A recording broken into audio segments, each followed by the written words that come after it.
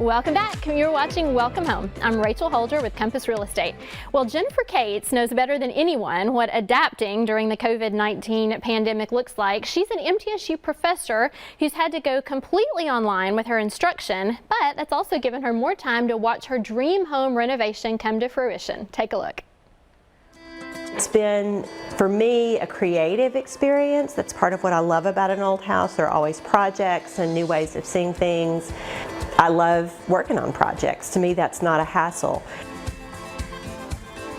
I teach in the English department. I teach general education courses, and I also run the creative writing program at MTSU. At this point, Dr. McPhee has decided to do the rest of the semester online. Students aren't to come to campus, and we can, but we're not supposed to meet with anyone.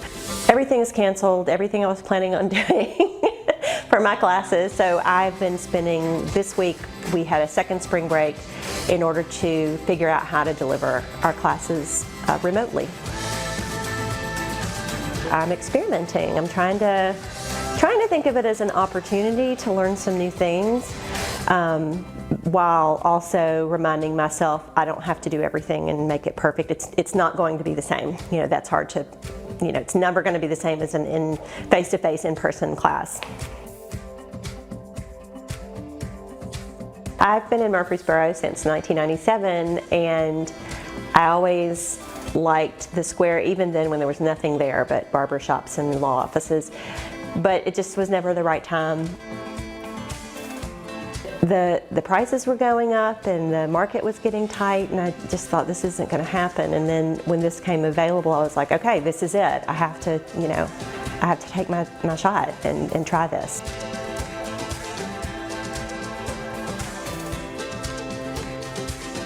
You know, the biggest issue with this house was that it didn't have enough bedrooms, even though there was plenty of square footage. But upstairs was all cut up into crazy rooms and a hallway that went nowhere and a lot of unused space. And I thought we could do so much up here, you know, and I just decided to go for it. And I'm like, I'll figure out how to pay for it along the way.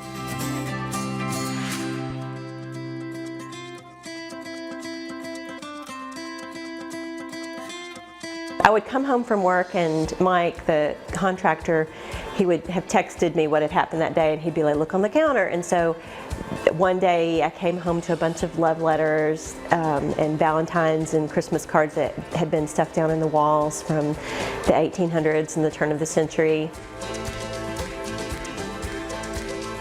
And so this one is I guess a Valentine to Lizzie or Jessie.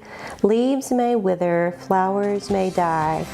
All may forget you, but never will I.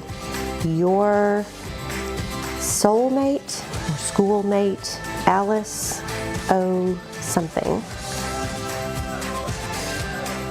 We discovered that downstairs there are pocket doors hidden in the walls, which we had suspected. We didn't know. The walls are really thick, but once the flooring was up upstairs and we could look down into it, he texted, he's like, not only are they pocket doors, the doors and all the hardware are still in there, and it looks like they're in good shape. So that was huge, and that'll be the next project after we finish upstairs, is to reclaim those and open those up and make those usable for us down here. This is my forever house. Let's make it the best it can be. And we reclaimed a lot of space. There was a whole lot of space up under the eaves that was just not even floored and not even used, and opened up the cut up space to make it more usable as bedrooms and living space. Right now it's springtime, so I'm thinking about the yard. We're going to put in a gate and create a little kennel area for our dogs and plant some new things. I didn't really do much last year at the end of the year, get the grass going and enjoy the landscaping and you know, outdoor stuff. And then, you know, on down the line, maybe I'll do some work in my bathroom, my closet, some other things that could be moved around and made better. I'm always going to be sort of dreaming of those kinds of things.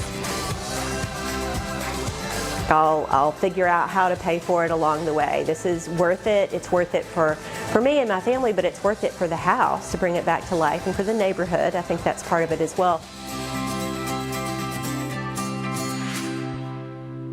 Well, thanks again to Jennifer and the Mullins-Watson Group for letting us take a peek at that beautiful renovation project. When we come back, we'll have a Q&A session with a local lender who's ready to answer your questions on all things mortgages.